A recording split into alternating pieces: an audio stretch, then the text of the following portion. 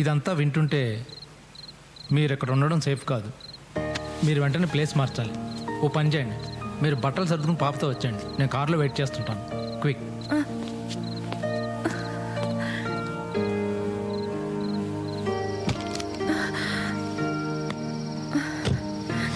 స్వరాజ్యం గారు, డైమండ్స్ తెచ్చారా? మా కష్టాలన్నిటికీ అవే కారణం. వద్దులేండి. స్వరాజ్యం గారు, మనం చాలా తెలివైన వాళ్ళు అనుకుంటాం. మనకంటే పోలీసులు చాలా తెలివైన వాళ్ళు. వాళ్ళు ఏది వదిలిపెట్టకుండా వెతుకుతారు. బెడ్రూమ్లో, బాత్రూంలో, కిచెన్లో, ఆఖరికి సెప్టిక్ ట్యాంకర్ని కూడా వదిలిపెట్టరు. అప్పుడు నేనేం చేయాలన్నా మీకు ఏ విధంగానూ సహాయం చేయలేను. తర్వాత మీ ఇష్టం.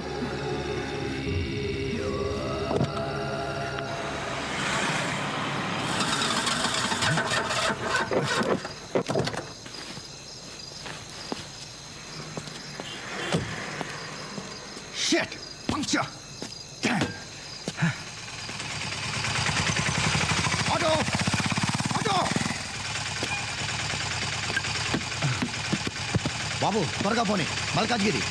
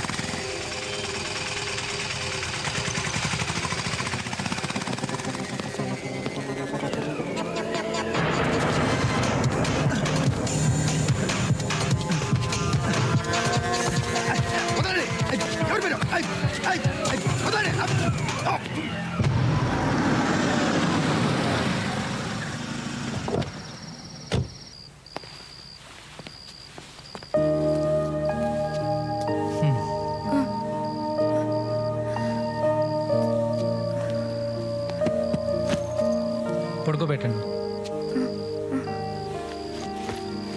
స్వరాజ్యం గారు, now you are in safe place. మీరు రెస్ట్ తీసుకోండి. మరి ఆయన మూర్తి విషయం నాకు వదిలేసి మీరు నిశ్చింతగా ఉండండి. ఈ గండం గడుస్తుంది, మీరు ఎలాగోలాగా బయటపడతారు. కానీ మిమ్మల్ని ఎప్పటికీ నేను క్షమించలేను. వాడు సూట్ కేసు నగలో దొంగతనం చేస్తే మీరు ఏకంగా వజ్రాలే.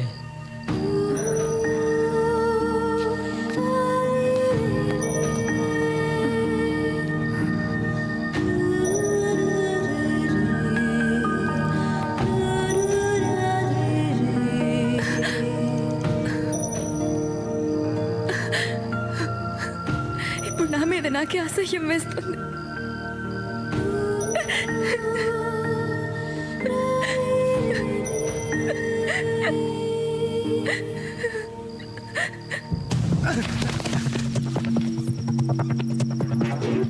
ఎరా 500 కోట్లు కొట్టేయడం అంటే కామెడీగా ఉందిరా.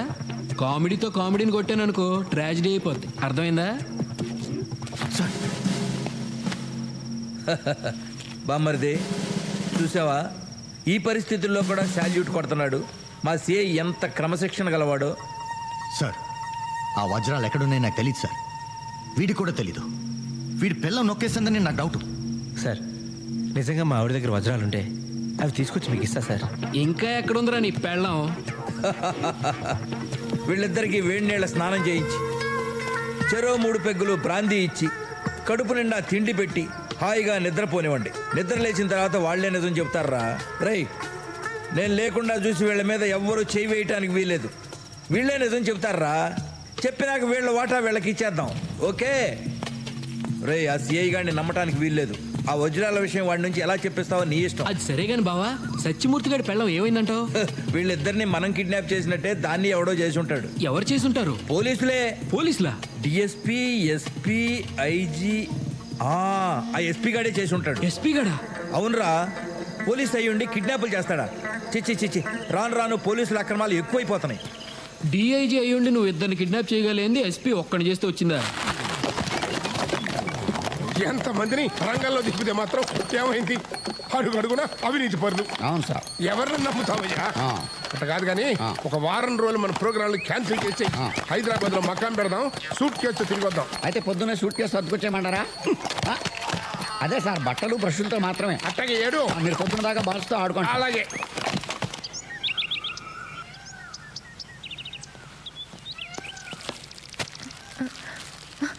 Good morning.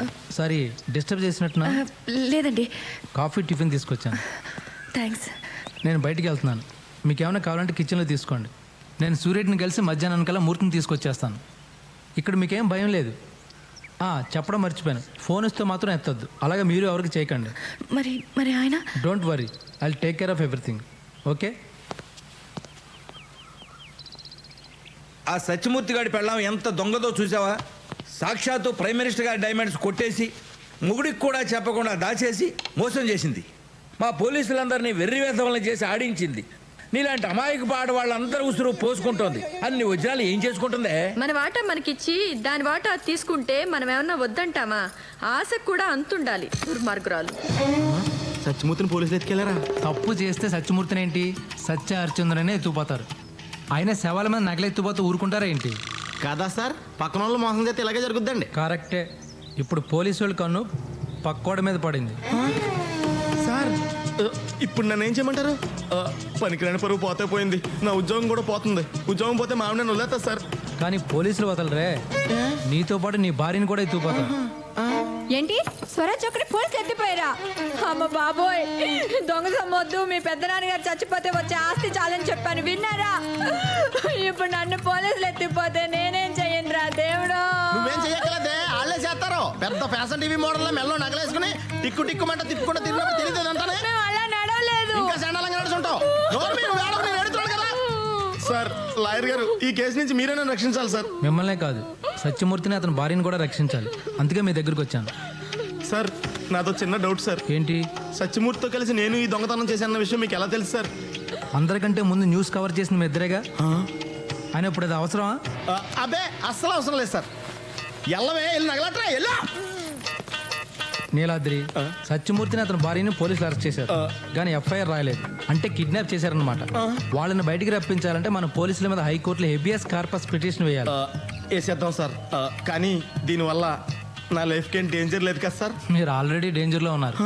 మీ ఇద్దరిని కిడ్నాప్ చేయకుండా ఉండాలని ఆ పిటిషన్. చెప్పండి సార్, ఎక్కడ సంతకం పెట్టమంటారు? పెట్టేస్తాను. ఏమండి, ఈ 2 గొలుసులు కూడా ఇచ్చేయాలా? ఇవ్వకపోతే పోలీసులు ఇంతలో వెనప గొలుసు చేసి మెల్లోని ఈడిచిపోతారు. సరేనా? అక్కర్లేదులేండి, ఈ 2 కూడా ఇచ్చేస్తాను. సార్లే, వెళ్ళు. ఇగోండి, మీరే ఉంచుకోండి. అంటే మీ దొంగతనంలో పార్ట్నర్షిప్పా? అబ్బాబే, నన్ను అపార్థం చేసుకోకండి సార్. నా పేరు బయటికి రాకుండా మీరే అలాగే నీ నగలు పోలీసులకు అందజేసేయండి సార్.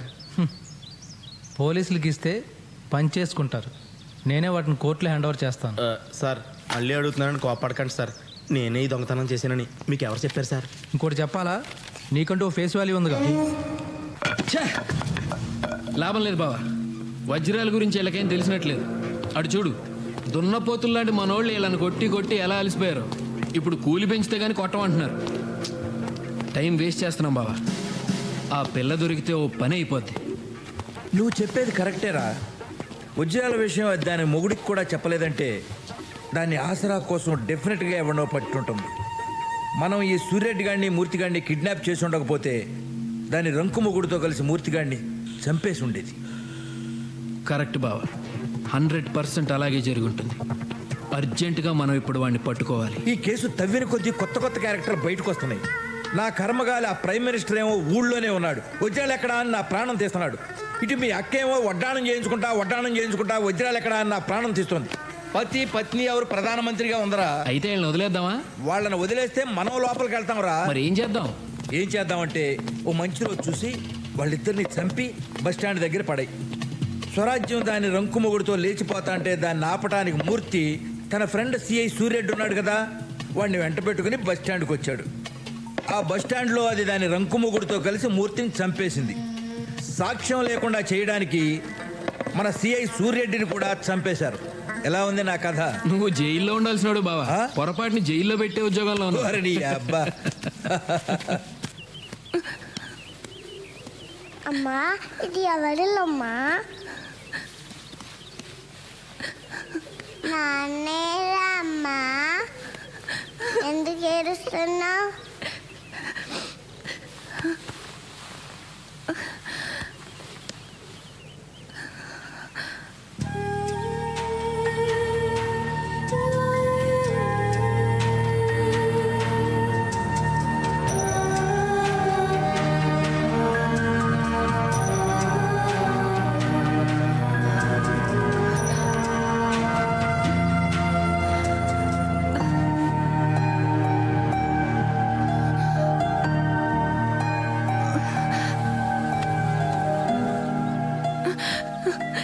స్వామి, ఆయన ఎక్కడున్నా క్షేమంగా ఉండేలా చూడు స్వామి.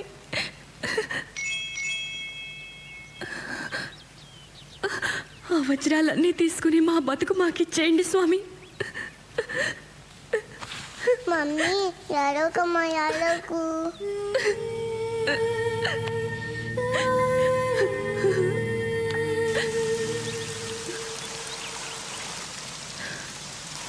మొత్తం జీవితాన్ని సరిపడా ఏడ్చినట్టున్నారు.